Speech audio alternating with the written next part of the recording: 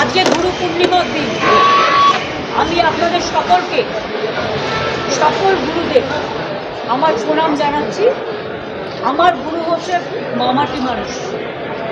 আমি প্রণাম, শ্রদ্ধা, সালাম, জোহার সব জানাচ্ছি। এবং আজকে বিশেষ করে বিরসা মুন্ডার 150তম জন্মদিবস, আমরা আজকে বিরসা মুন্ডা দিবস পালন করছি। এছাড়া আজকে গুরু নানকের জন্মদিন। আমি গুরু নানকজিকে আমার প্রণাম জানাচ্ছি এবং আপনাদের সকলকে বলি আমার সকল খুব ভালো হয়েছে।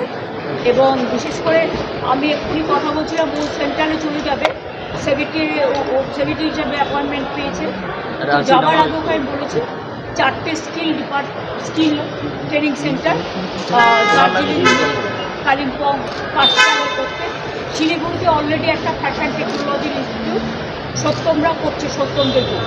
আমি পরের বারে এসে ওটাকে দেখে নেব। এতে কী হবে, এখানে প্রচুর ছেলেমেয়ে ট্রেনিং পাবে এবং ট্রেনিং পেলে তারা চাকরির সুযোগটাও পাবে। সুতরাং এইগুলো করতে বলা হয়েছে। আর সকল কিছু ভালো হয়েছে। আপনাদের সকলকে আমি অনেক শুভকামনা জানাচ্ছি, শুভেচ্ছা জানাচ্ছি, আপনাদের সহযোগিতা কামনা করছি। ক্যাব নিয়ে সিট গঠন করেছে, এটা অ্যাডমিনিস্ট্রেশনের কাজ, অ্যাডমিনিস্ট্রেশন করতে দিন। এটা মিডিয়া ট্রায়ালের ব্যাপার নয়। এর মধ্যে মহারাষ্ট্রেরও অনেক পূজা ওরা হাইজ্যাক করেছে, অন্যান্য রাজস্থানেরও করেছে, সব স্টেটের থেকে হাইজ্যাক করেছে।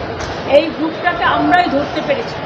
সুতরাং আমাদের administration is very strong, rough and tough.